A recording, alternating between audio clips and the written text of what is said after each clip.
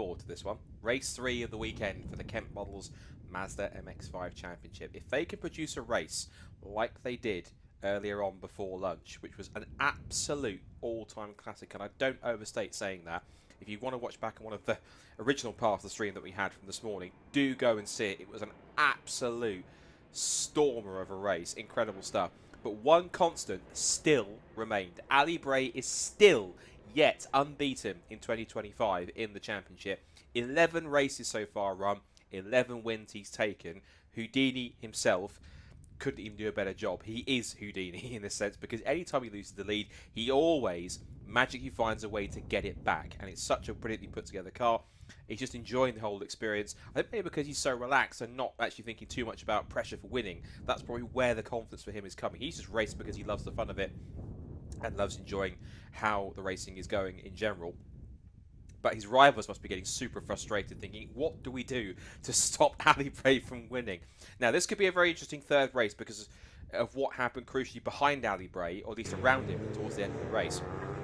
Now, Adam Sparrow, remember, retired from race 1 yesterday, started at the back of the field in 27th position, charged his way through to be in contention to take a race victory, his first of the season, and only narrowly missed out by less than half a second in the end. It was an absolute thriller of a race that I commend you to go and watch back on the first working part of the stream that we had earlier on this morning, because it's someone that you absolutely have to see. And there was a reason why both myself and Alex were absolutely beside ourselves anytime anything was happening, because it really was that kind of a race. Now, the drivers were saying they were expecting rain for race 3. As you can see, it's not here. Unless we're going to get a massive sudden downpour, I think it is going to stay dry for race 3. That could make things very interesting by the time we get to the end of these 20 minutes. So, particularly that front row is going to be really intriguing. Ali Bray then goes for 12th and 12, but Adam Sparrow could be his closest challenger, particularly go from 27th to 2nd in race 2. Steve Foden and Michael Green come next on the second row of the grid from Thomas Walker and Steve Bartlett, then Martin Tolley and Andrea Baluev. Adam Craig and Connor Clifford, then James Seal and Pete Smith round out the top 12 positions on row 6. Row 7 is where we find Neil Chisnell and Chris Thelwell. Watch for him from the 7th row of the grid. Paul Tucker and Harry Storr will then come next on row 8, followed by Richard Bartlett and Donovan Dyer, who got a really good rookie result in race 2 earlier on, so congratulations to Donovan for getting himself up the order. Matthew Taylor and Ozzie McLean on the top 20, from Clive Chisnell and Richard Wooden, and Tim Storer, Simon Privet, Dennis Pilmonkin, Matthew McLucky, who also came into the pits at one point, and Tim Dorr, who's right at the back of the field, in 27th position with work to do. So, how do you call a race like this when the results have all been the same, but even though the results show 11 wins from 11 for Ali Bray, that doesn't tell the full story by a long shot. It's going to be a very fascinating event. I'm keeping myself calm here because I'm feeling it's going to be 20 minutes of pure Mazda MX-5 racing action. We're sponsored by Kent Models, new championship sponsor for this year. Thanks to all involved in Kent Models for supporting the championship. And I think they're getting, I like to think, hopefully, they have made the right decision sponsoring the Mazda MX-5 Championship, because it's certainly been race 2, without question, has been not just race of the day, race of the weekend for me. That would have been so much action there. Now, how do they top that? Is there any chance they top that or even get close to it? It's going to be very close and very difficult, I think. But they're certainly going to give it a go and have an opportunity to really put a good result in the books. So, green flag flies. Off on their formation lap they go.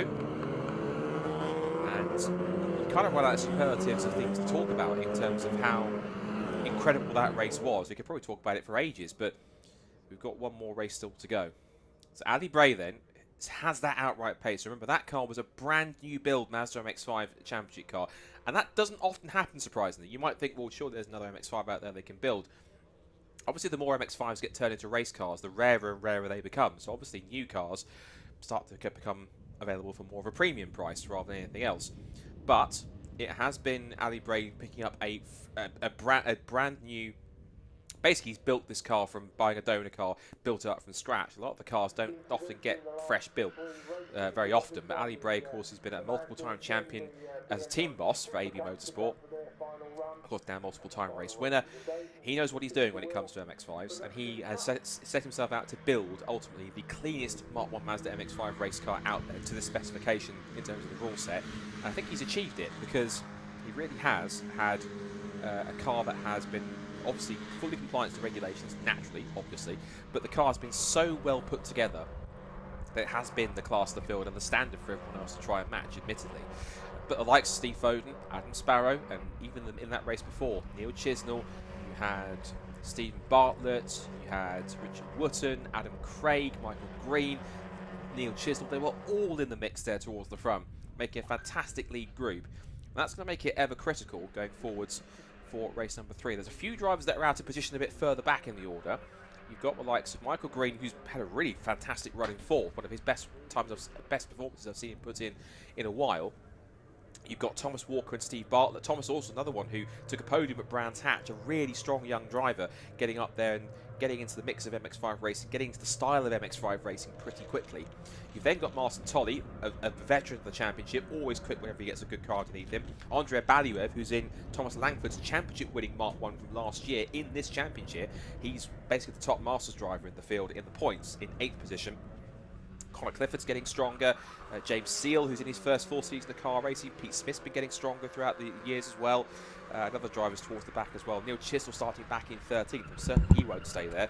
He thinks will drop down later in the race, in race 2, after everything that was happening. Harry Storer, who's also, you almost forget, a Mark 1 champion in Studman. Andrea Baliev takes a brief pause to warm his tyres up a little bit there, you see, as he's lining up. But as we then get ourselves ready for what I'm certain is going to be, hopefully, another 20 minutes, it's going to leave us absolutely breathless, Alex Goldschmidt. Race 2 is going to be hard to top. Yes. Can they manage it? Anything's possible, especially when it comes to the Kent Model Mazda MX-5 Championship. You didn't say yes or no. That's the right answer. You said something else, so that's the correct thing to say. So, I think it goes without saying, stand by for action. This is certainly going to be, and I hope, 20 minutes where we get all out warfare at the front in the most positive way possible. Agreed. Last few cars getting into position, and stand by for what could be a race that hopefully matches the spectacle of race number 2. The last couple of cars get into position, Dennis Pilibonkin at the back of the field, and then once Matthew McCluskey and Tim Dorr in position, we go racing. Right. Brace yourselves. This is it then. Race 3 for Kent Models Mazda MX-5 Championship at Donington Park. Is it going to be 12 for 12 for Ali Bray, or will someone finally break the win streak? Lights up, lights out, let's go.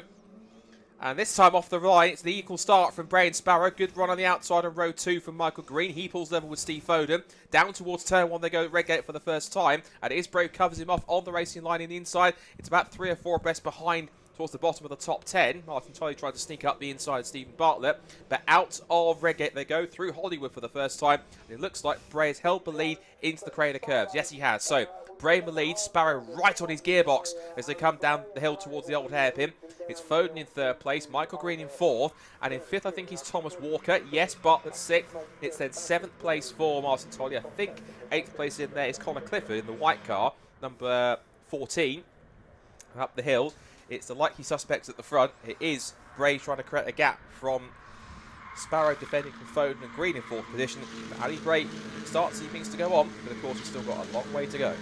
Yes, we have indeed, Scott, and I think Adam Sparrow will be a little bit happier about the fact he hasn't had to try and go all the way from the back end of the field to try and chase down Ali Bray at the front end, as we're into the now 2nd minute of this 20-minute race. Someone clips the grass going through the second part of Coppice as the field makes its way down to the Fogarty S's. So I think now it's going to be a case of what strategy is Adam Sparrow going to employ up against Ali Bray as they now hurtle their way down to the Melbourne hairpin, and it is getting very close. 4 cars competing for the race lead at the moment, and then you see the gaggle behind, at least the best part of a baker's dozen coming through. So the train here in the Kent Models Mazda MX-5 Championship really are line astern as the best way you could possibly put it. But Ali Bray is going to clip the curb, kick up the dust through the left-hand side of the car, as do a couple of other drivers making through the final corner. Nearly 3 wide coming out of the Exeter Goddards with the 71, I think that's Pete Smith, but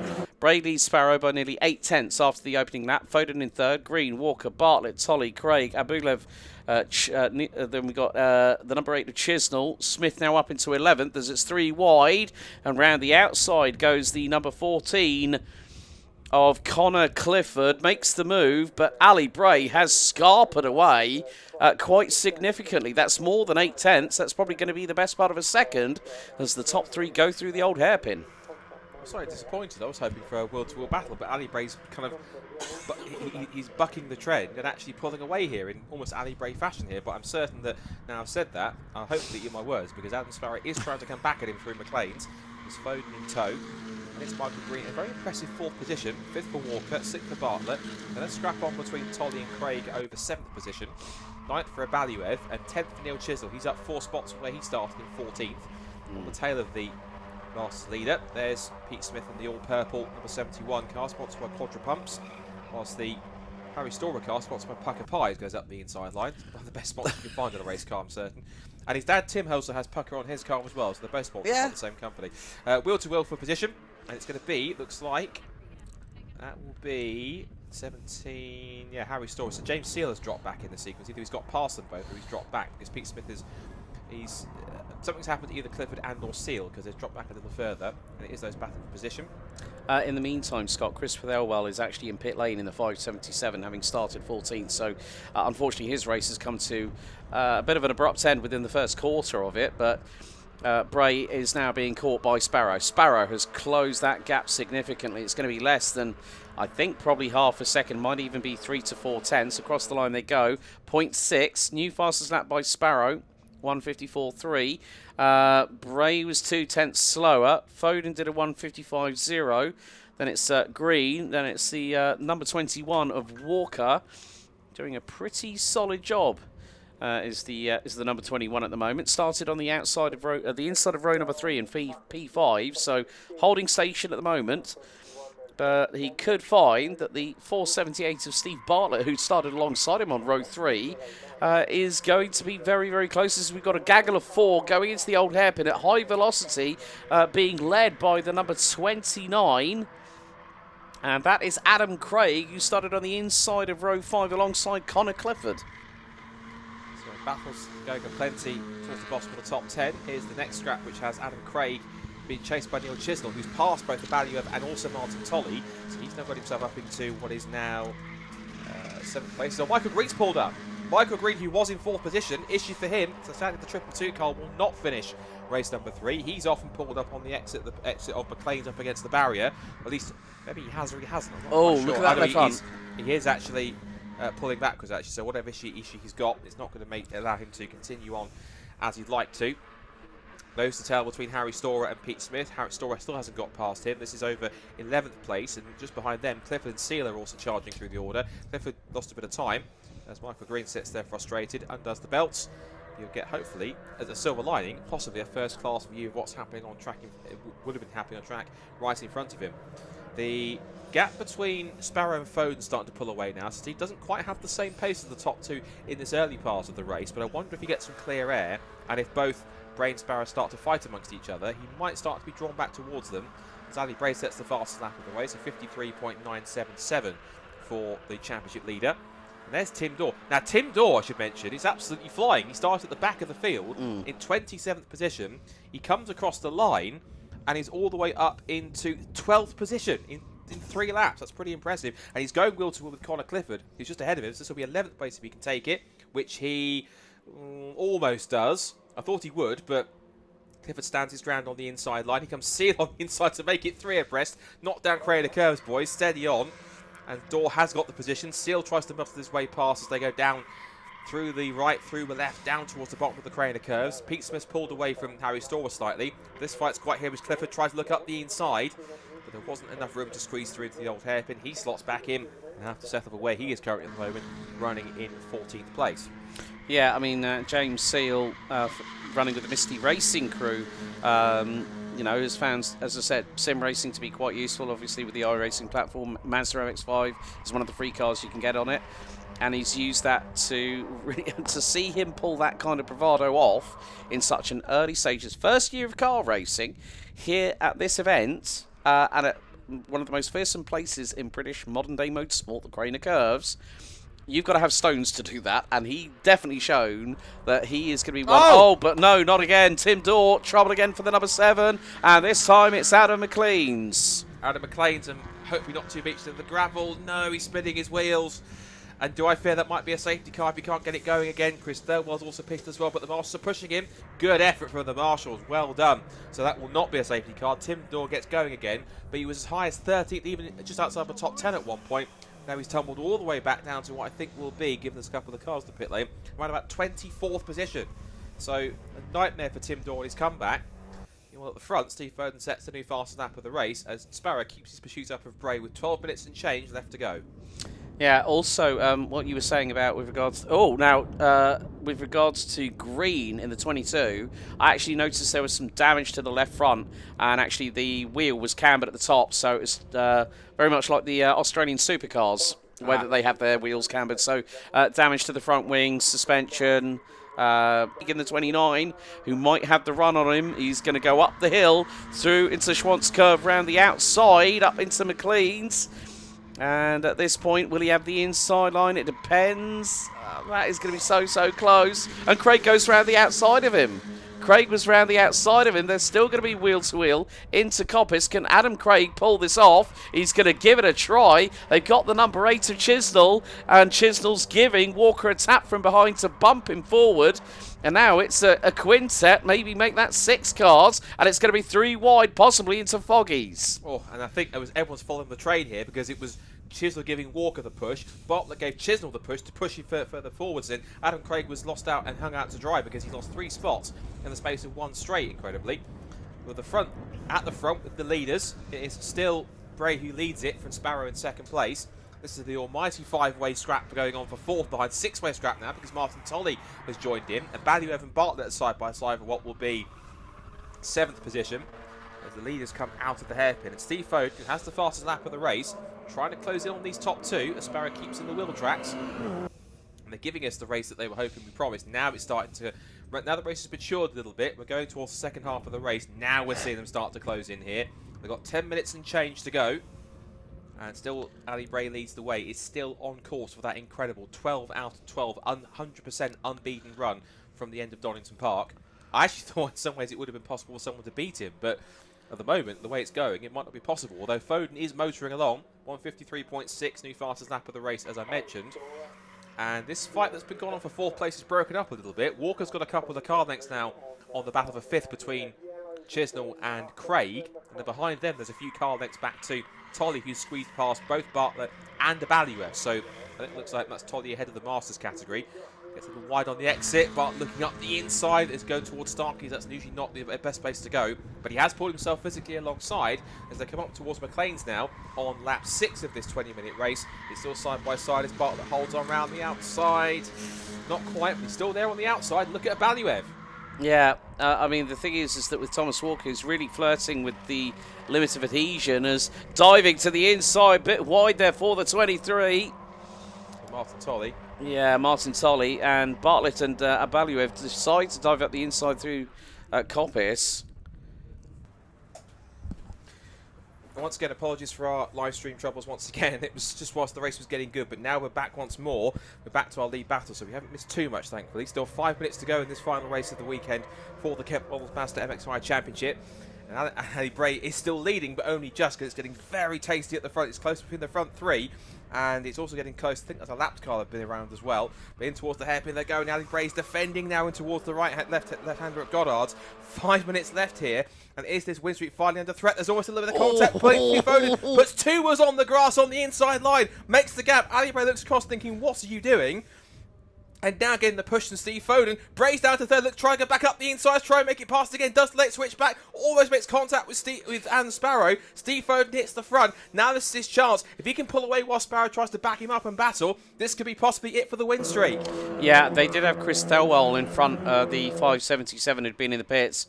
But, yeah, this is now given the opportunity. As we see another, this is a great championship, the Kent Models Mazda MX-5s. And now it's just got to that point where, Steve Foden decided, I'm going to go 2 wheels on the grass. Forget you, Ali. Forget you win streak. I mean, but the thing is, he's done 11 out of 11. We've got just under 4 minutes to go here, Scott. I don't think we're done yet by any stretch of the imagination. But Steve Foden just... had that opportunity, and now there is Ali Bray, who's down in second position. It finally took 3 races, and at this moment in time,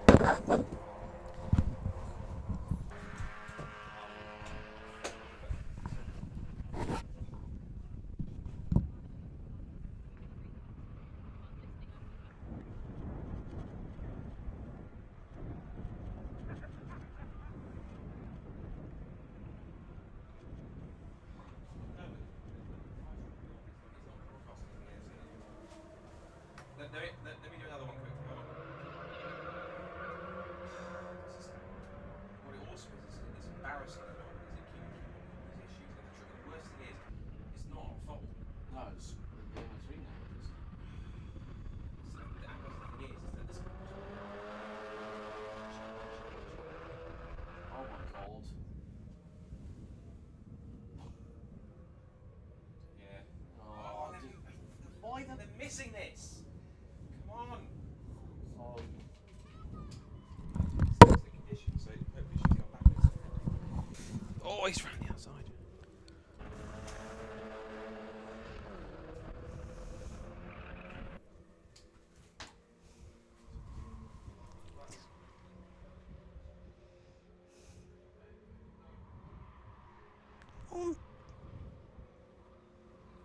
Yeah, okay.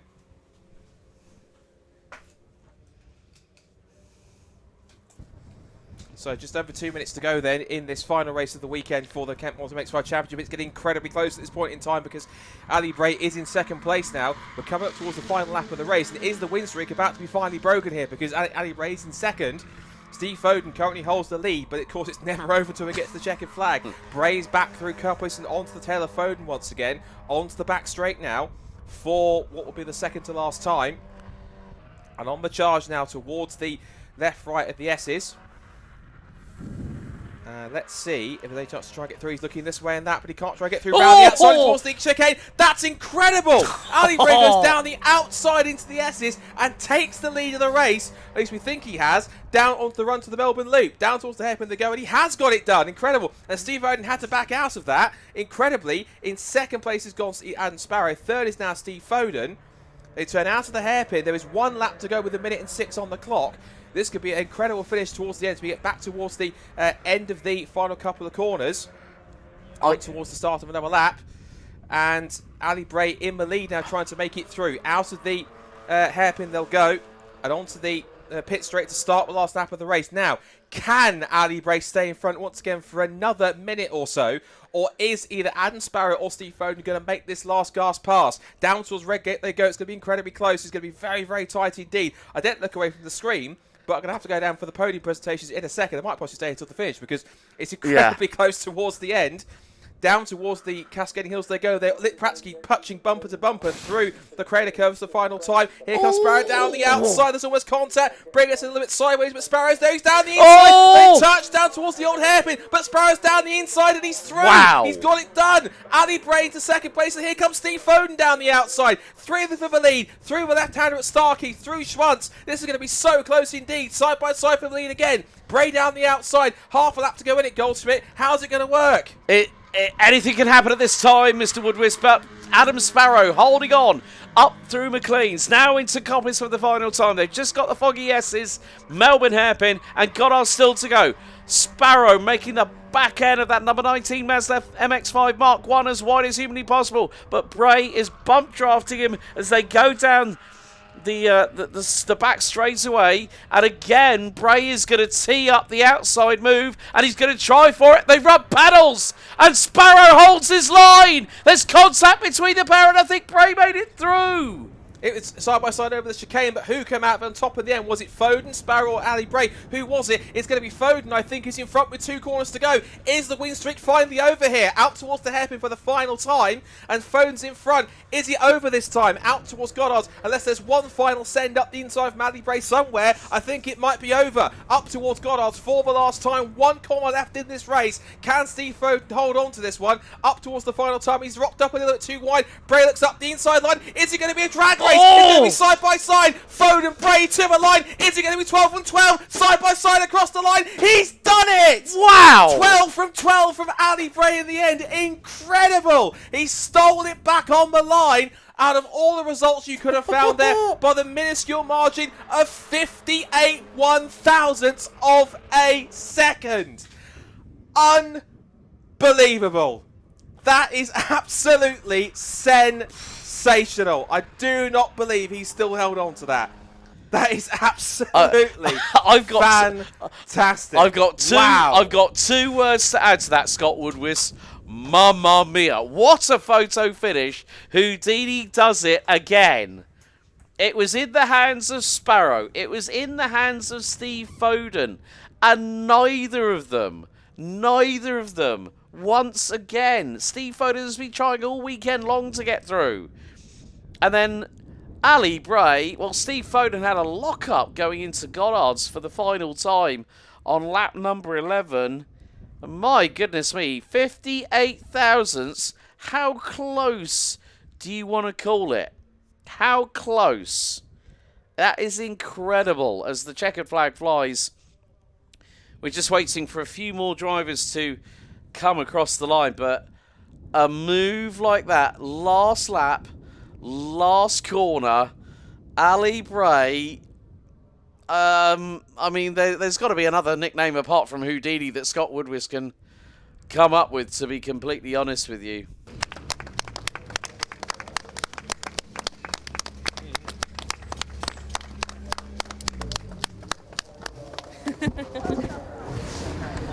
You sleep well tonight, boy? Oh my God.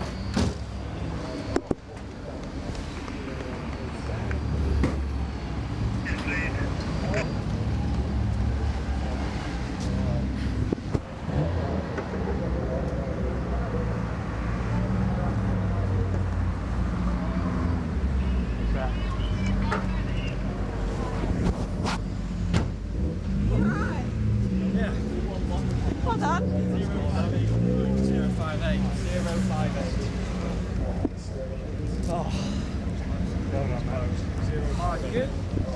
058. Oh. Well, I thought race 2 was dramatic, but race 3 I think just topped it. That was absolutely phenomenal. I think we're recording this to cards, so we'll be able to check it anyway. But what else do I say? Just the win streaks continue, but I thought the finish to race 2 was dramatic. That's just topped it by 100%. That was how do you sum? For once I'm speechless. How do you sum that up? I'm speechless myself as well. I didn't have a clue what was going on for most of that. Adam and Steve are super fast.